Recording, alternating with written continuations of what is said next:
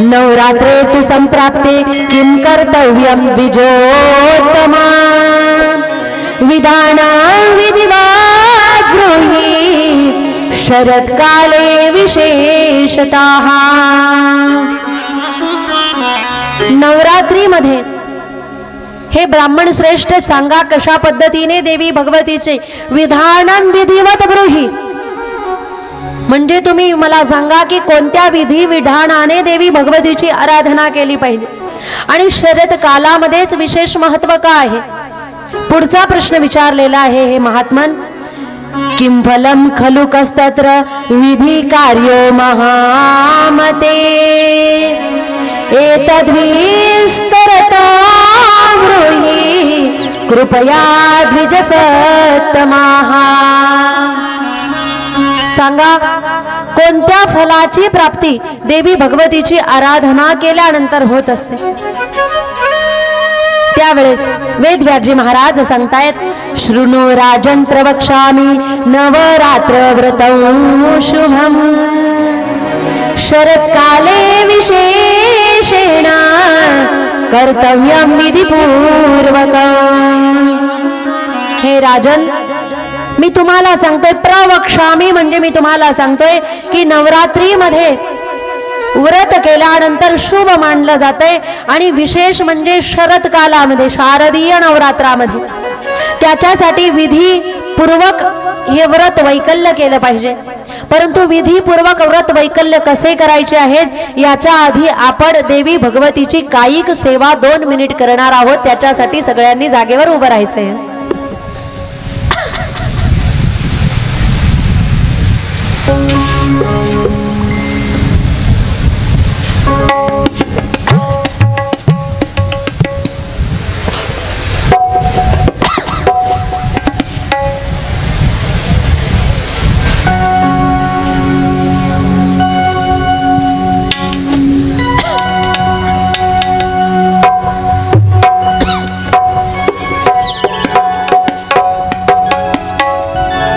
तयार आहेत सगळे जण?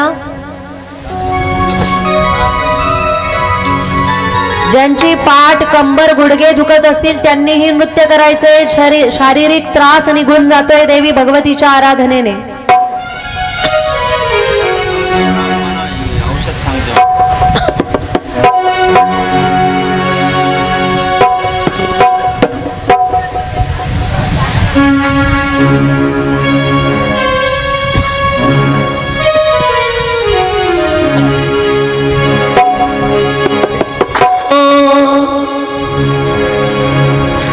काल के पंजे से माता छुड़ाओ जय मास्टर भवानी,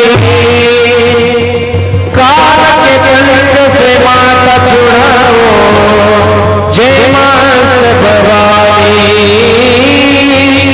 जय मास्टर भवानी माँ, जय मास्टर भवानी।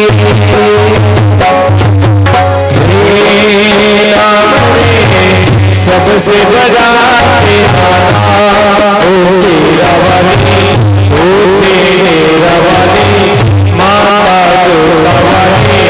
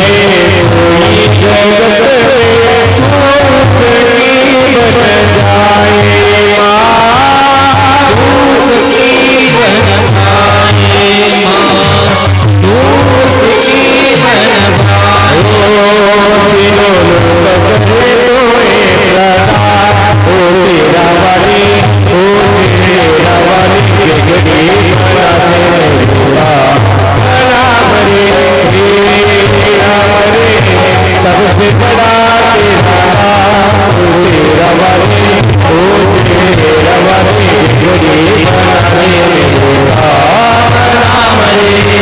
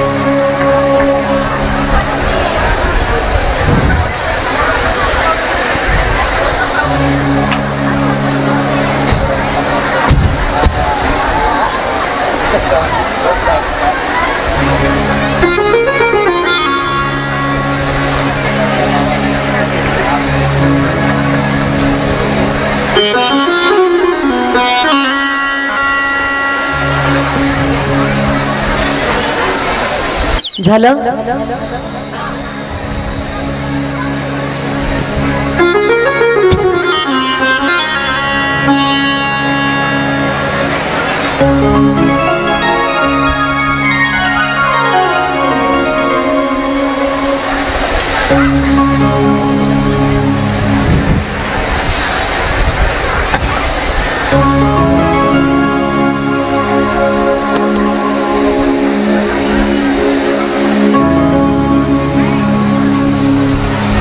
नाही आटोपलं अजून.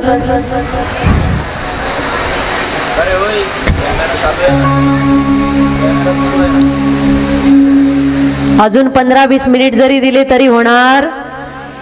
खुशाल नाही म्हणताय. एवढा स्टॉक आहे जवळ.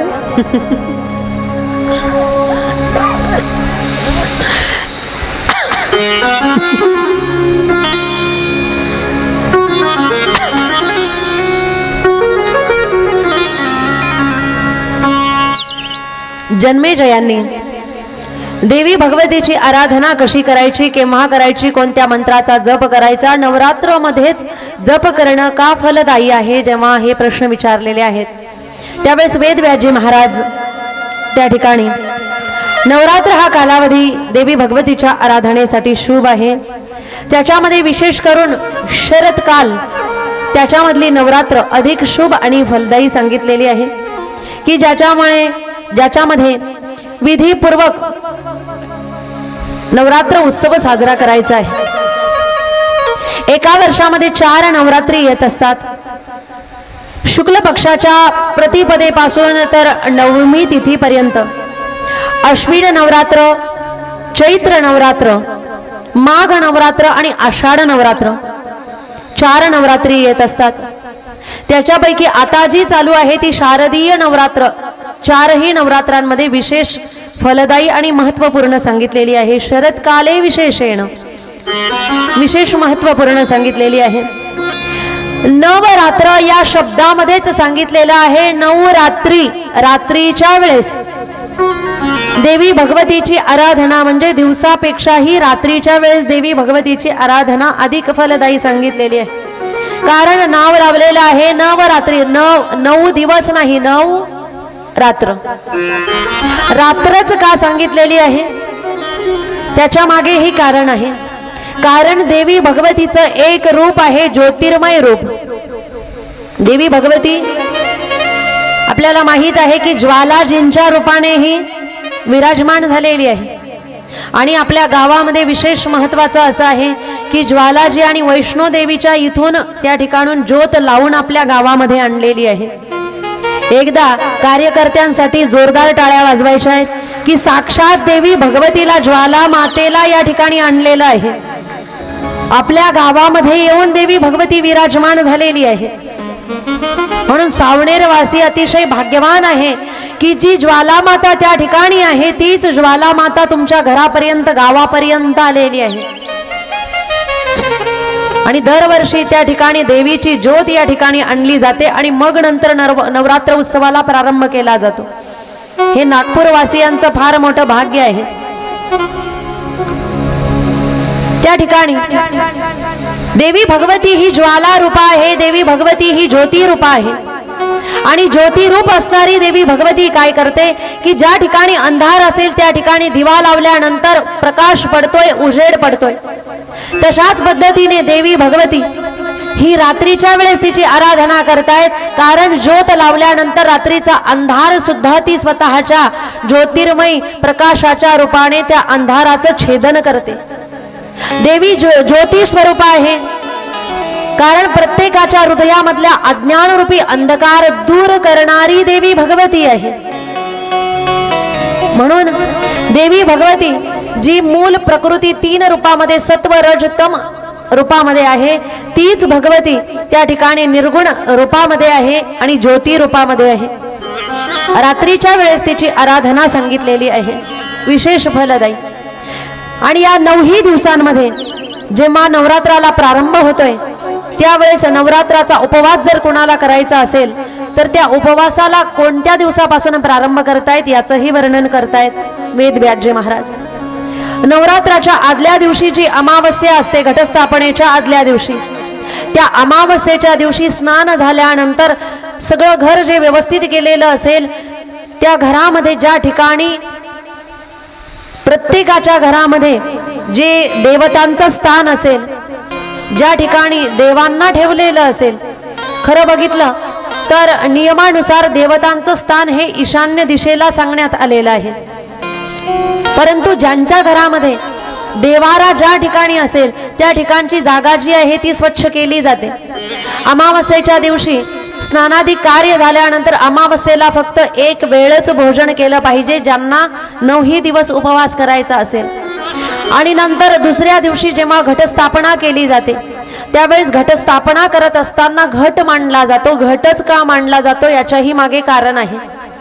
कारण मनुष्यचा देह हा सुद्धा एक घट आहे. देवी भगवतीला घट स्थापन करायचा आहे, म्हणजे जणू मी काया वाचा मनाने हे देवी, हे भगवती, मी या ठिकाणी तुमच्या चरणावर स्थित आहे तुमची सेवा करण्याकरता. म्हणून आपल्या देहाचं प्रतीक म्हणून घट मांडला जातो. घट मांडत असताना नवरात्रामध्ये जो मातीचा घट मांडतायत, तो मातीचा घट मांडत असताना धान्यावर मांडला जात नाही, म्हणजे तांदूळ किंवा गव्हावर तो घट मांडला जात नाही, तर तो घट हा मातीमध्येच मांडला जातो.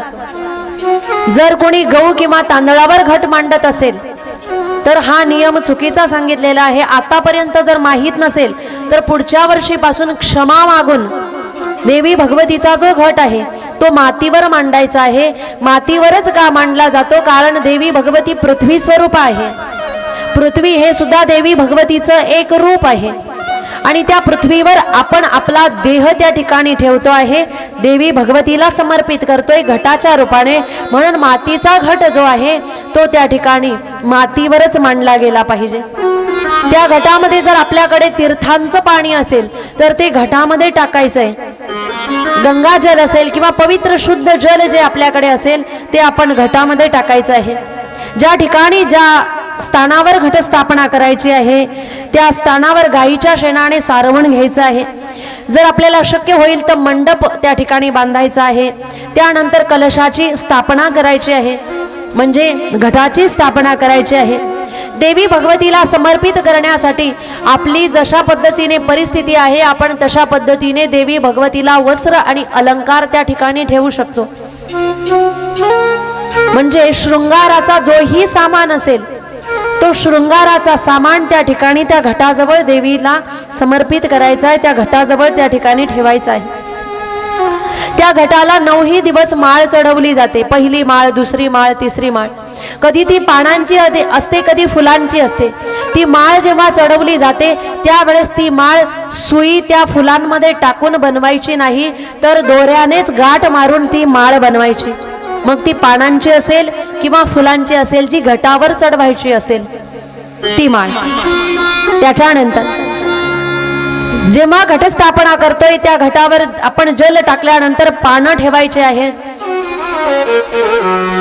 मग ते विड्याचे पानं असतील किंवा आंब्याचे पानं मिळालेले असतील तर ते पानं ठेवायचे. 5 पानं ठेवायचे आहेत.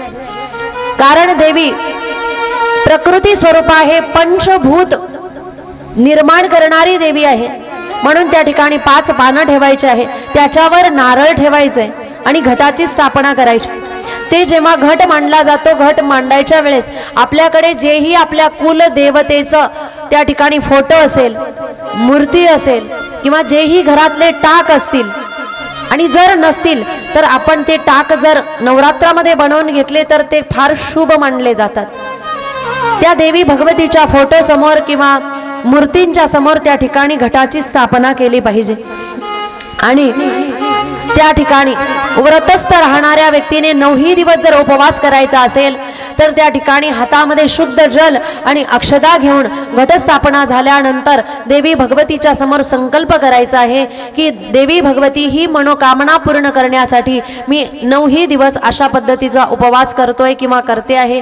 आणि जर आपली कोणतीही मनोकामना नसेल तरी सुद्धा देवी भगवती तुमची आराधना करण्यासाठी, सुखशांती लाभण्यासाठी मी दरवर्षीप्रमाणे या ठिकाणी उपवास व्रत वैकल्य करणार आहे असा संकल्प करून त्या ठिकाणी पाणी सोडायचं. संकल्प केल्यानंतर व्रताला त्या ठिकाणी प्रारंभ झालेला असतो. आणि व्रतस्थ व्यक्तीला जर व्रत कठीण करायचं असेल आणि ज्याच्याकडून राहवलं जात नसेल तर त्याने काही जण विना अन्न पाण्याचंही 9 दिवसाचं व्रत करतायत. काही जण फक्त जल प्राशन करूनच व्रत करतायत. दूध दही किंवा जल प्राशन करून काही जण व्रतस्थ होत आहेत. जर तरीही राहवलं जात नसेल तर एक वेळ 9 दिवसापैकी एक वेळ भोजन आणि एक वेळ उपवास करायचा आहे. पण उपवास हा सकाळी करायचा आहे आणि सायंकाळी सूर्यास्तानंतर उपवास सोडायचा आहे. किंवा 9 दिवस ज्यांना उपवास करायचा असेल ते फराळाचं अन्न खाऊनही उपवास 9 दिवस करू शकतात. कुणी एक वेळ उपवास करून सायंकाळी उपवास सोडूही शकतात. ज्यांचं जशा पद्धतीने प्रकृती असेल, देहाची स्थिती असेल आणि आपली जशी इच्छा असेल तसं आपण 9 दिवस उपवास करू शकतो. ज्याने उपवास केलेला आहे त्यांनी उपवास केल्यानंतर जर शक्य होईल तर दुर्गा पाठ करायचा आहे. दुर्गा सप्तशतीचं पारायण करायचं आहे. आणि जर आपल्याकडून शक्य झालं तर महिषासुर मर्दिनी स्तोत्राचा आपण पाठ करायचा आहे. नवरात्रामध्ये मी पहिल्या दुसऱ्या दिवशीही सांगितलेलं आहे की नवरात्रामध्ये जर आपल्याला काही प्राप्त करून घ्यायचं असेल तर आपण नवरात्रामध्ये कोणतंही अनुष्ठान करू शकतो जे आपल्याकडून शक्य होईल. 24 तासामधून जीही वेळ आपल्याला मिळत असेल 15 मिनिट 10 मिनिट 1 तास त्या वेळेमध्ये निश्चित वेळेमध्ये 9 दिवस त्याच वेळेवर त्याच स्थानावर त्याच आसनावर आपल्याला ज्याचंही अनुष्ठान करायचं असेल, समजा नवारण मंत्राचा जप करायचा असेल, ओम ऐं ह्रीं क्लीं चामुंडायै विचे, तेही शक्य नसेल, आपल्याला जर हनुमान चालिसेचा पाठ करायचा असेल, आपल्याला जर गीता पाठ करायचा असेल किंवा विष्णू सहस्रनाम स्तोत्राचा पाठ करायचा असेल किंवा एखादा ग्रंथ वाचन करायचं असेल, दुर्गा सप्तशतीचा पाठ करायचा असेल किंवा दुर्गा स्तोत्र वाचायचं असेल, म्हणजे आपल्याला जेही अनुष्ठान करायचं असेल आपण ते अनुष्ठान आपल्याला जेवढं शक्य होईल तेवढ्या वेळेमध्ये करायचंय. 9 दिवस त्याच वेळेवर त्याच स्थानावर त्या ठिकाणी बसून. जेव्हा शारदीय या 4ही नवरात्रांमध्ये किंवा या शारदीय नवरात्रामध्ये अशा पद्धतीचं अनुष्ठान जर आपण केलं तर त्या अनुष्ठानाचं अधिक फल त्या ठिकाणी प्राप्त होत असतं. मी त्याही दिवशी सांगून गेले, परंतु आजही पुन्हा सांगते कारण आज पहिल्या दिवसापेक्षा अधिक संख्येने आपण आलेला आहात. अनुष्ठानामध्ये आपल्याला जेही प्राप्त करायचं असेल आपण ते अनुष्ठानाने प्राप्त करू शकतो. ज्याला बुद्धी नसेल त्याने सरस्वती बीजाचा जप करायचा आहे. ओम श्री सरस्वत्यै नमः या मंत्राचा जप करायचा. ज्याच्यामध्ये शक्ती नसेल त्याने देवी दुर्गा भगवतीचा नाम चिंतन करायचं आहे. ओम दुम दुर्गाय नमः या मंत्राचा जप करायचा आहे. ज्याच्या घरामध्ये कितीही कमावल्यानंतर लक्ष्मी टिकत नसेल, संपत्ती राहत नसेल, त्याने श्री महालक्ष्मी देवै नमः या मंत्राचा जप करायचा आहे. किंवा सगळं काही जर आपल्याकडे असेल परंतु आपल्या घरामध्ये आनंद जर नसेल तर जीवनभर आनंदाची प्राप्ती करायची असेल तर श्री राधाजींच्या नावाचा जप करायचा आहे. म्हणजे वेगवेगळ्या प्रकारचे अनुष्ठान आपण या कालावधीमध्ये करू शकतो. जे आपल्याला नाही त्याचीही प्राप्ती या अनुष्ठानाद्वारे आपण प्राप्त करू शकतो. कारण आपल्या संस्कृतीमध्ये असे वेगवेगळे उपाय सांगितलेले आहेत. जर जीवनामध्ये दुःख असेल, सुख संपत्ती प्राप्त करून घ्यायची असेल, घरामध्ये कलह होत असतील, वेगवेगळे पितरांचा त्रास होत असेल वगैरे, जर कोणताही त्रास असेल तर तो त्रास दूर होण्यासाठी वेगवेगळे उपाय सांगितलेले आहेत. आणि आपल्या संस्कृतीमध्ये जर आपण एखादा इष्टदेव असेल त्या इष्टदेवाचं भजन पूजन जर करायचं असेल तर आपण ते वर्षभरही करू शकतो. किंवा आपल्याला अधिक पुण्य फलाची प्राप्ती करायची असेल तर विशिष्ट कालावधीही त्या ठिकाणी अधिक पुण्य प्राप्त करून देणारा त्या ठिकाणी सांगितलेला आहे. संपूर्ण वर्षभरामध्ये जे चातुर्मास आहे, ह्या चातुर्मासाचा कालावधी हा ध्यान धारणा भजन पूजन केल्यानंतर अधिक फल प्रदान करणारा असतो.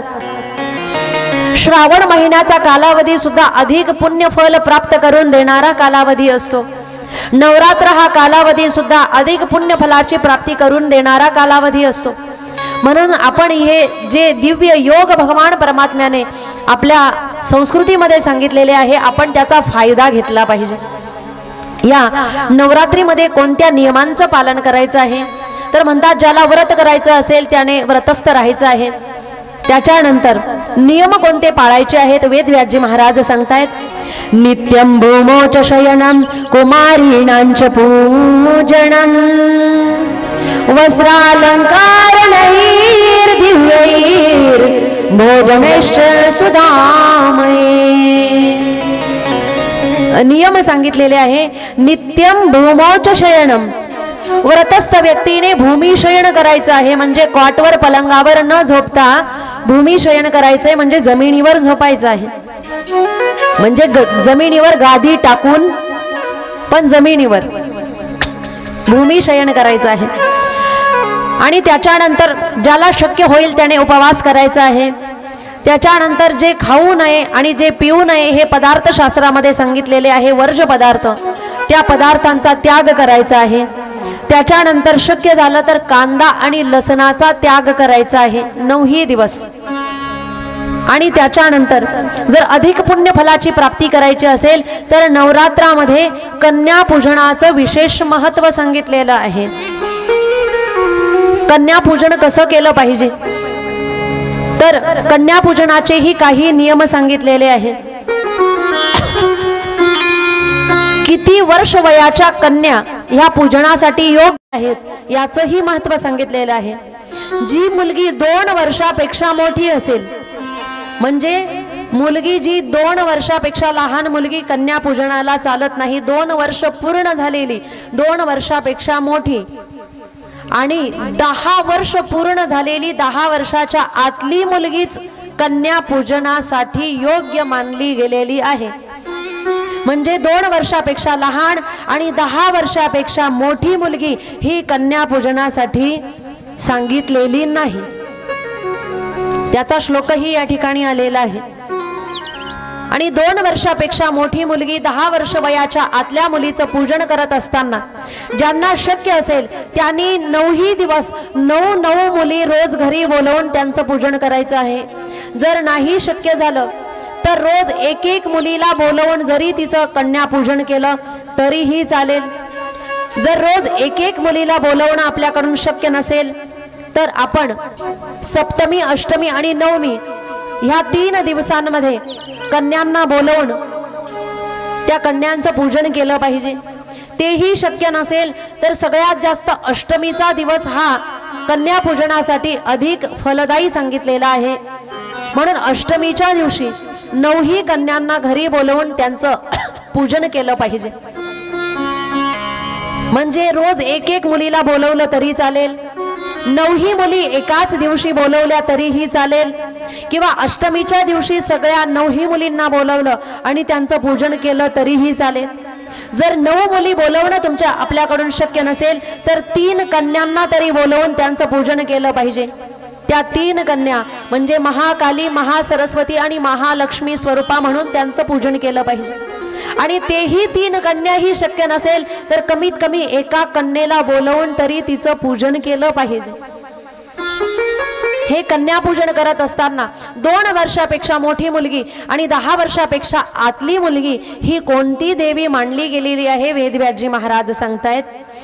कुमारिका तुसा प्रोक्ता द्विवर्षाया भवेद्विह त्रिमूर्तिश्च त्रिवर्षाच कल्याणी चतुराब्धिका रोहिणी 5 वर्षाच षड्वर्षा कालिका स्मृता चंडिका 7 वर्षा स्यात् 8 वर्षाच शांभवी 9 वर्षा भवेत् दुर्गा सुभद्रा 10 वर्षिकी आता ऊर्ध्वं कर्तव्या सर्व कार्य विगर्हिता.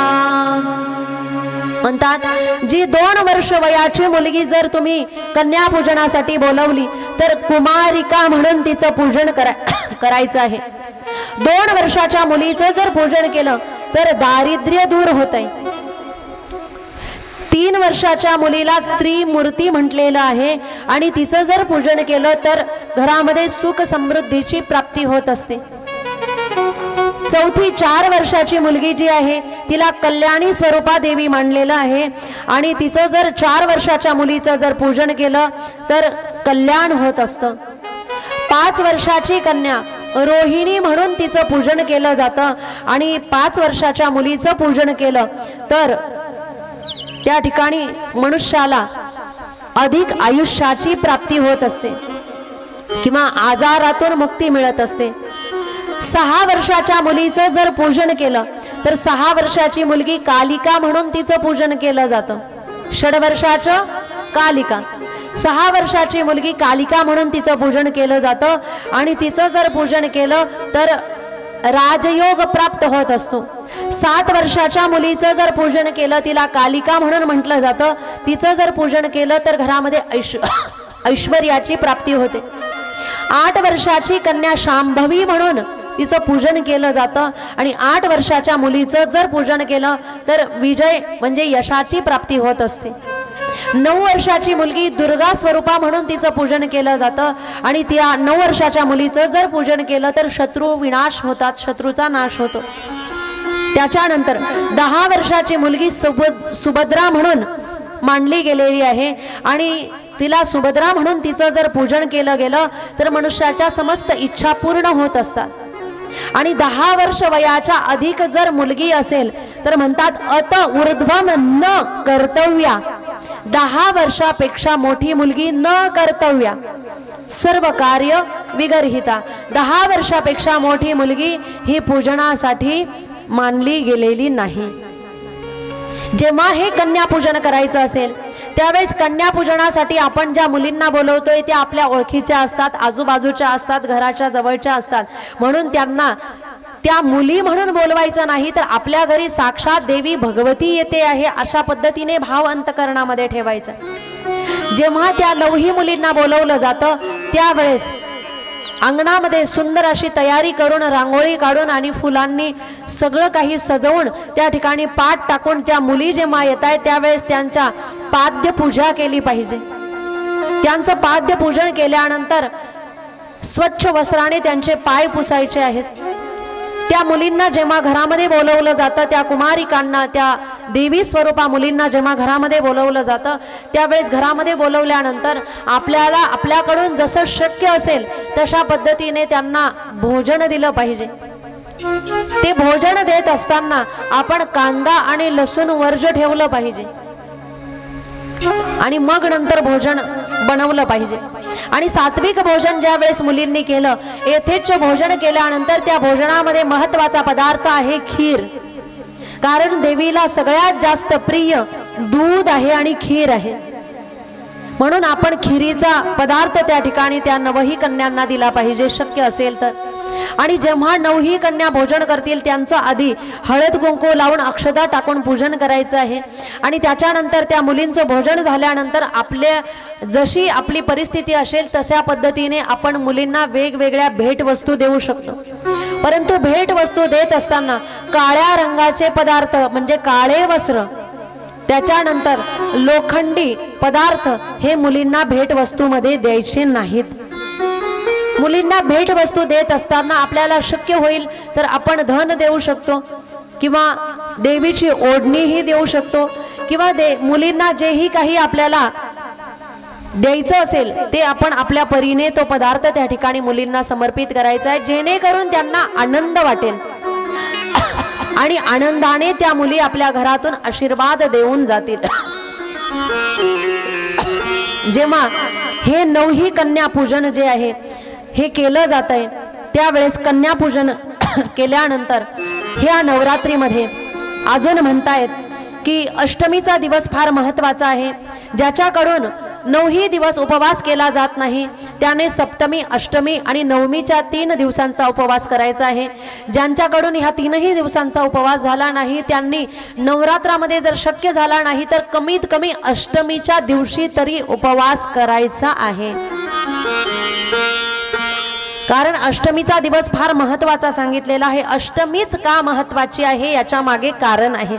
वेदव्यासजी महाराज म्हणतायत पुराष्टभ्यां भद्रकाली दक्ष यज्ञ विनाशिनी प्रादुर्भूता महाघोरा योगिनी कोटिभिः सह।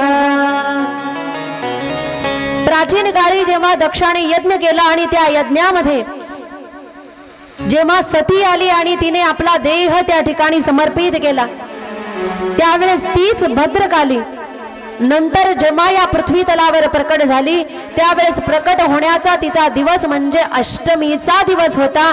म्हणून देवी भगवतीच्या आराधनेसाठी अष्टमीचा दिवस हा अधिक महत्त्वपूर्ण मानला गेलेला आहे. अष्टमीचा दिवस महत्त्वपूर्ण आहे. त्याच्यानंतर देवी भगवतीला नवरात्रीच्या 9 दिवसांमध्ये नैवेद्याच्या स्वरूपामध्ये कोणते पदार्थ समर्पित केले पाहिजे. म्हणतात की प्रतिपदेच्या दिवशी गायीच्या तुपापासून बनलेले पदार्थ देवी भगवतीला नैवेद्य रूपाने समर्पित करायचे आहेत. द्वितीयेच्या दिवशी साखरेचे बतासे किंवा साखरेपासून बनवलेले पदार्थ नैवेद्य रूपाने समर्पित करायचे आहेत. तृतीयेला दुधाचे पदार्थ किंवा दूध समर्पित करायचे. चतुर्थीला मालवा म्हणजे गोड पुरी देवी भगवतीला समर्पित करायची. पंचमीच्या दिवशी केळी देवी भगवतीला समर्पित करायची. षष्टीच्या दिवशी मध देवी भगवतीला नैवेद्य रूपाने समर्पित करायचे. सप्तमीच्या दिवशी गुळाचे पदार्थ किंवा गुळ देवी भगवतीला नैवेद्य म्हणून दाखवायचा आहे. अष्टमीच्या दिवशी नारळ किंवा खोबरं किंवा नारळाचे पदार्थ देवी भगवतीला समर्पित करायचे. नवमीच्या दिवशी तांदळाची खीर किंवा लापशी बनवून देवी भगवतीला समर्पित करायचे आहे. आणि दशमीच्या दिवशी काळ्या तिळाचे लाडू किंवा बर्फी जे तमोगुण दूर करणारे आहेत ते दशमीच्या दिवशी नैवेद्य रूपाने समर्पित करायचे. एकादशीच्या दिवशी देवी भगवतीला दही प्रसाद रूपाने दाखवायचं आहे. द्वादशीच्या दिवशी चिवडा दाखवायचा आहे. त्रयोदशीच्या दिवशी चणे दाखवायचे आहेत. त्याच्यानंतर चतुर्दशीच्या दिवशी सत्तू आणि पौर्णिमेच्या दिवशी खीर आणि अमावस्येच्या दिवशी सुद्धा नैवेद्य म्हणून खीर हा पदार्थ दाखवायचा आहे. जर आपण देवीचेच उपासक असणार आणि वर्षभर देवीची उपासना करणारे आहात तर कोणत्या वारी देवीला कोणता पदार्थ समर्पित करायचा आहे लक्षपूर्वक ऐका. रविवारच्या दिवशी नैवेद्य म्हणून खीर, सोमवारच्या दिवशी दूध, मंगळवारी केळी, बुधवारी दही किंवा लोणी, गुरुवारच्या दिवशी खडी साखर, शुक्रवारच्या दिवशी साखर, शनिवारच्या दिवशी गाईचं तूप किंवा गाईच्या तुपापासून बनवलेले पदार्थ. हे 7ही दिवस जर देवी भगवतीला समर्पित केले तर नवग्रहांची जर कुणाला पीडा होत असेल तर तो त्रास या नैवेद्याने दूर होत असतो. त्याच्यानंतर मराठी महिन्यांमध्ये जे 12 महिने सांगितलेले आहेत त्या 12 महिन्यामध्ये महिलांची ज्यांची काही मांडलेलं असेल आणि त्यांची इच्छा पूर्ण झालेली असेल त्याही महिला घटी बसतात. आणि ज्यांनी काही मांडलेलं नाही तरीही देवी भगवतीची आराधना करायची असेल तर त्याही महिला घटी बसत असतात. पण घटी बसणाऱ्या महिलांजवळ जर परडी असेल, काहीच्या घरामध्ये परडी असते तुळजापूरच्या देवीची, तर ती परडी उचलायची की नाही हाही प्रश्न अनेकांच्या पुढे पडतोय. अशा वेळेस 9 दिवसामध्ये परडी उचलली तरीही चालते. एकाच ठिकाणी परडी ठेवली पाहिजे असं काहीही नाही. ज्यांच्याकडे परडी असेल ते परडी उचलू शकतात. घटी बसणाऱ्या महिला जर एकाच ठिकाणी बसून त्यांना जर घट स्वतःला त्या ठिकाणी 9ही दिवस ठेवायचं असेल तर पवित्र अशा देवस्थानावर महिला घटी बसू शकतात आणि 9ही दिवस त्या ठिकाणी उपवास करू शकतात. कारण घटी बसणं हे बऱ्याच वेळेस आमच्याकडूनही बघितलं गेलेलं आहे. याच्या आधी सप्तशृंगी गडाच्या पायथ्याशी जी मूळ देवी आहे जगदंबा देवीचं ठिकाण आहे वणी, ज्या ठिकाणी महाराजांचे देवी भागवत 7-8 वर्ष झालेले आहेत आणि गावामध्येही अनेक ठिकाणी त्यांचे भागवत झालेले आहेत आणि त्याही ठिकाणी 2-3 वर्ष मलाही सेवा करण्याचा योग आला. त्या ठिकाणी नवरात्रामध्ये घटी बसणाऱ्या महिलांना बघण्यात आलेलं आहे. घटी बसणाऱ्या महिला त्या ठिकाणी राहत आहेत. 9ही दिवस राहून त्या ठिकाणी पवित्र जलामध्ये स्नान करतायत. 9ही दिवस त्या ठिकाणी राहतात आणि जेव्हा 9 दिवस पूर्ण होतात त्या स्वतःच्या घरी जाऊ शकतात. परंतु त्यांना प्रश्न पडतो की जवळ जर परडी असेल कुणाकडे तर ती परडी हलवायची की नाही. तर घटी बसलेल्या महिला परडी हलवू शकतात शकतात, जोगवा मागू शकतात. जोगवा मागत असताना नवरात्रामध्ये उपवासाचेच पदार्थ मागितले पाहिजे असा नियम नाही. जोगवा मागत असताना ज्याने जो पदार्थ दिला तो पदार्थ त्या ठिकाणी प्रसाद रूपाने घ्यायचा आहे. म्हणजे ज्यांच्याकडे परडी असेल त्यांनाही कोणत्याही प्रकारची शंका मनामध्ये ठेवायची गरज नाही. घटी बसणाऱ्या महिला ज्या ठिकाणी देवीचं स्थान असेल त्या ठिकाणी जाऊन 9 दिवस राहू शकतात. कारण माझा जन्म ज्या गावामध्ये झाला, नाशिक जिल्ह्यामध्ये चांदवड या गावामध्ये, त्या ठिकाणी देवी भगवतीचं, रेणुका देवीचं, देवी अहिल्या देवी होळकरांच्या हाताने स्थापन केलेली भव्य दिव्य मूर्ती आहे आणि फार मोठं देवस्थान आहे. त्या ठिकाणी 1000, 1500, 2000 महिला घटी बसण्यासाठी येत आहेत आणि घटी बसण्यासाठी येणाऱ्या महिलांचे नियम त्या ठिकाणी सांगितले गेलेले आहेत की पहाटे उठणं, स्नान करणं, मंत्रजाप करणं, उपवास पारायण करणं, हे जे नियम आहे ते घटी बसलेल्या महिला करू शकतात. घटी बसलेल्या महिला देवस्थानावर गेल्या आणि घटी बसल्या आणि तिथे जर घरच्या चर्चा एकमेकीजवळ बसून करत असतील तर घटी बसून काही फायदा नाही. म्हणजे तिथे आपला जो कालावधी आहे तो सर्व काळ देवीच्याच उपासनेमध्ये लागला पाहिजे. त्याला खऱ्या अर्थाने घटी बसणं म्हणतायत. म्हणून पवित्र देवस्थानावर जाऊन महिला घटीही बसू शकतात. हे सर्व नियम त्या ठिकाणी नवरात्राचे सांगण्यात आलेले आहे. याच्यानंतर